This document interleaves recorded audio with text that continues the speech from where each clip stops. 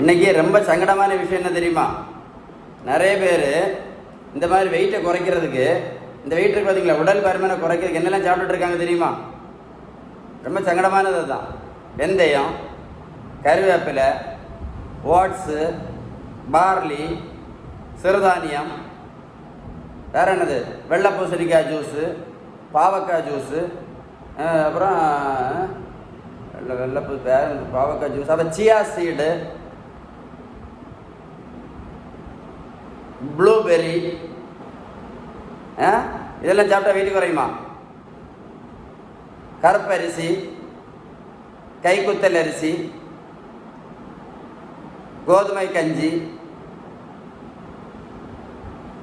என்னெல்லாமோ எல்லாம் சாப்பிட்டா மீதி ஒன்றுமே இல்லை, எல்லாம் சாப்பிட்டாச்சு.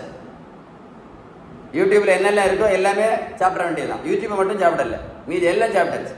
வெந்தயம், கருவேப்பிலை, கரிஞ்சீரகம், மறந்துட்டு நிறைய விஷயங்கள், கருப்பரிசி, சிறுதானியம், வேறு ஓட்ஸு, பார்லி, பழைய கஞ்சி, அப்புறம் மில்லட்ஸு, கிரெயின்ஸு, நிறைய பார்த்தேன், chia seed, pumpkin seed, green tea, அப்புறம் சுடு தண்ணி, அப்புறம் ப்ரோட்டீன் பவுடரு, எப்படி ப்ரோட்டீன் பவுடர், வேறு என்னது, ஜூஸு, அப்புறம் மாத்திரை, வேறு என்னன்னு தெரியல. இப்போ கொஞ்சம் இன்ஜெக்ஷன்ஸ் எல்லாம் வந்துருக்கு, சூப்பர் இன்ஜெக்ஷன் வெயிட் குறைக்கி இன்ஜெக்ஷன்ஸு, வேறு நடைப்பயிற்சி, டெய்லி காலையில் நடைப்பயிற்சி பண்ணால் யாருக்கா வெயிட் குறையுமா? யார் சொன்னா உங்கள்கிட்ட? யார் சொன்னா நடைப்பயிற்சி பண்ணால் வெயிட் குறையுன்னு? 1 கிலோமீட்டர் நடைப்பயிற்சி பண்ணால் எத்தனை கேலரி பேர்ன் ஆகும்? 40லேருந்து 50 கேலரி தான் பேர்ன் ஆகும். புரியலையா? 1 கிலோமீட்டர் நடைப்பயிற்சி நீங்கள் 365 நாள் பண்ணால் கூட வெயிட் குறைக்க முடியாது. புரியலையா? எல்லாம் இப்போ வெந்தயம் தான். இந்த தவிர வேறு 70 கிலோ வெயிட் குறைச்சிருக்கேன். 1 கிலோமீட்டர் நடைப்பயிற்சி பண்ண 70 கிலோ வெயிட் குறைக்க முடியுமா? சொல்லுங்க. ஏபிசி ஜூஸ் குடிச்ச உடனே 70 கிலோ வெயிட் குறைஞ்சிருமா? சொல்லுங்க. ஏபிசி ஜூஸ் குடிச்சா 70 கிலோ வெயிட் குறைஞ்சிருமோ? கொஞ்சம் ப்ரோட்டீன் பவுடர் சாப்பிட்டோன்னு 70 கிலோ வெயிட் குறைஞ்சிருமோ? சொல்லுங்க. ஜூஸ் குடிச்சோன்னு 70 கிலோ வெயிட் குறைஞ்சிருமோ? ரோட்டில் 1 கிலோமீட்டர் ஓடுனா 70 கிலோ வெயிட் குறையுமா?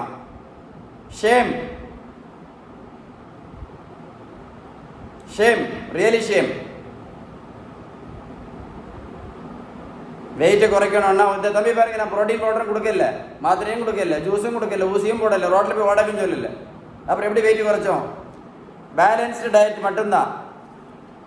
பேலன்ஸ் டயட் மட்டும் நீ பண்ணால் மட்டும்தான் வெயிட் குறைக்க முடியும். நம்ம வீட்டில் சாப்பிட்ற உணவில் உள்ள விகிதம் கேள்விப்பட்டிருக்கீங்களா? விகிதம், நம்ம வீட்டில் சாப்பிட்ற உணவில் உள்ள விகிதம், நல்ல கொழுப்பு சத்து, விட்டமின் சத்து, இனிப்பு சத்து, தாது பொருட்கள் சத்து, புரதம் சத்து, balanced diet, Sheeban balanced diet. நம்ம வீட்டில் சாப்பிட்ற உணவு பேலன்ஸ்டாக இருந்தால் மட்டும்தான் வெயிட்டையும் குறைக்க முடியும்.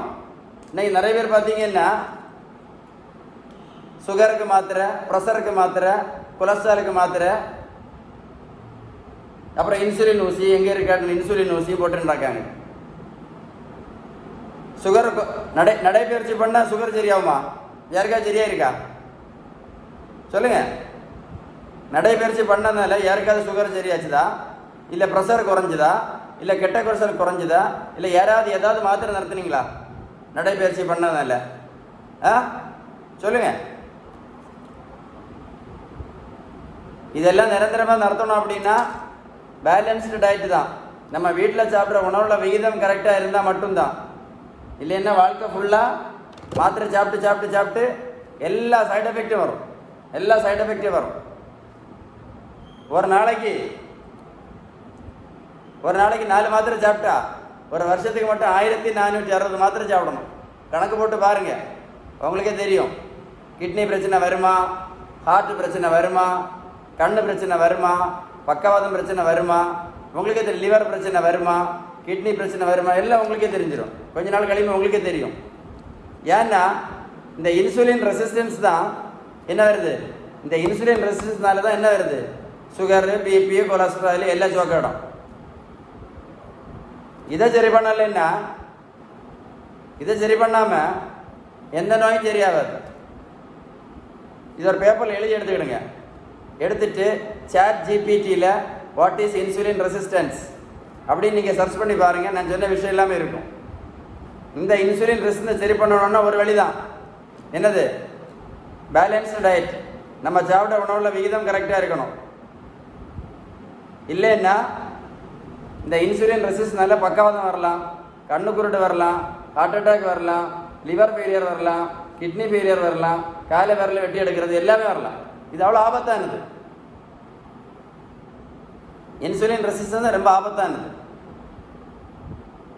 இதை சரி பண்ணணும்னா வேறு வழியே கிடையாது. பேலன்ஸ்டு டயட் மட்டும்தான். இது சரி பண்ணணும்னா பேலன்ஸ் டயட் மட்டும்தான், வேறு வழி கிடையாது. புரிஞ்சுதா புரியலையா? அதனால் பேலன்ஸ் டயட் நீங்கள் எடுக்காமல், உணவை நீங்கள் சரி பண்ணாமல், இந்த மாத்திரையும் இந்த இன்சுலினும் நீங்கள் போட்டுட்டு இருக்கிறதா இருந்தால் நான் சொன்ன எல்லா பிரச்சனையும் கண்டிப்பாக வரும். ஒன்று பக்கவாதம் வரலாம், இல்லைன்னா கண்ணு குருடாகும், இல்லைன்னா ஹார்ட் பிரச்சனை வரும், இல்லைன்னா கிட்னி டயாலிசிஸ் பண்ணணும், இல்லை காலை விரல வெட்டி எடுப்பாங்க. நீங்களே பார்த்துருக்கீங்க இல்லை? நான் எதுக்கு சொல்லப்போ, நீங்களே பார்த்துருக்கீங்க இல்லை? நீங்கள் தான் நிறைய பேர் பார்த்துருக்கீங்க. சுகர் பேஷண்ட் பார்த்துருக்கலையா நீங்கள்? சுகரு, பிபி, கொலஸ்ட்ராலுக்கு எல்லாம் இந்த மாத்திரையும் இன்சுலினும் போட்டுட்டு இருந்த எல்லாருக்கும் நான் சொன்ன எல்லா பிரச்சனையும் வந்திருக்கு. யார் யார் ஒழுங்காக மாத்திரை இன்சுலின் போட்டாங்களோ அவங்களுக்கு எல்லாருக்கும் இந்த 5 பிரச்சனையும் வந்திருக்கா வரலையா? நீங்கள் சொல்லுங்கள். நீங்களே பார்த்துருப்பீங்கல்ல பக்கத்தில் நிறைய வீடுகளில். இந்த இன்சுலின் ரெசிஸ்டன்ஸ் சரி பண்ணணும்னா விகிதம் சரியான உணவு முறை இல்லை அப்படின்னா இது என்ன பண்ணோம் அப்படின்னா, இந்த இன்சுலின் ரெசிஸ்டன்ஸ் என்ன பண்ணோம்னா, இந்த இரத்த குழாய் இருக்குது பார்த்தீங்களா, இந்த இரத்த குழாய் உள்பக்கத்தில் பிளாக் உண்டு பண்ணோம். அதுக்கு பேர் அத்தீரோஸ்க்ளீரோசிஸ். என்னது? அத்தீரோஸ்க்ளீரோசிஸ். நீங்கள் சாட் ஜிபிடியில் போட்டு பாருங்கள். ஹை இன்சுலின் லெவல் காசஸ் அத்தீரோஸ்க்ளீரோசிஸ்ன்னு கேளுங்க, போட்டு பாருங்கள், உங்களுக்கே தெரியும். இந்த அத்தீரோஸ்க்ளீரோசிஸ் வரும்போது பக்கவாதம் வரும், கண்ணு குருடு வரும், ஹார்ட் அட்டாக் வரும், கிட்னி ஃபெயிலியர் வரும், காலில் புண்ணு வந்தால் புண்ணு ஆறாது, கால் விரல வெட்டி எடுப்பாங்க. ஏன்னா இங்கே பிளாக் வந்துச்சுன்னா கீழே ரத்த ஓட்டம் இருக்காது. இங்கே ரத்தம் இல்லைன்னா பிரெயினில் என்ன ஆகும்? திடீர்னு பக்கவாதம் அடிச்சுட்டு போகும். எத்தனை சுகர் பேஷண்ட்டு, பிபி பேஷண்ட் இல்லை பார்த்துருக்கீங்களா? மாத்திரையை மட்டும் போட்டுகிட்டே இருப்பாங்க, உணவு முறையை மாற்றவே மாட்டாங்க. மாத்திரையை ஒழுங்காக போட்டுட்டு ரிப்போர்ட்டை எல்லாம் நார்மலாக தான் இருக்கும். திடீர்னு பார்க்கறது பக்கவாதம் இருக்குது, இல்லைன்னா கண்ணு குருடாகும், இல்லைன்னா ஹார்ட் அட்டாக் வரும், இல்லைன்னா கிட்னி அடிச்சுட்டு போகும். இந்த இன்சுலின் இந்த வீடியோ நீங்கள் ஒரு கூட போட்டு கேளுங்க. இது எவ்வளோ ஆபத்தானது உங்களுக்கு அப்போ தெரியும். புரிஞ்சுதா? அப்படி இல்லையா? உங்களுக்கு விகிதம் சரியான உணவு முறை பற்றி ஏதாவது விளக்கம் வேணும் அப்படின்னா கண்டிப்பாக கால் பண்ணி பேசுங்க. இந்த வீடியோ உங்கள் ஃப்ரெண்ட்ஸுக்கெல்லாம் ஷேர் பண்ணி கொடுங்க. அவங்களுக்கு அது யூஸ்ஃபுல்லாக இருக்கும். ஷேர் பண்ணி கொடுங்க. ஓகேவா?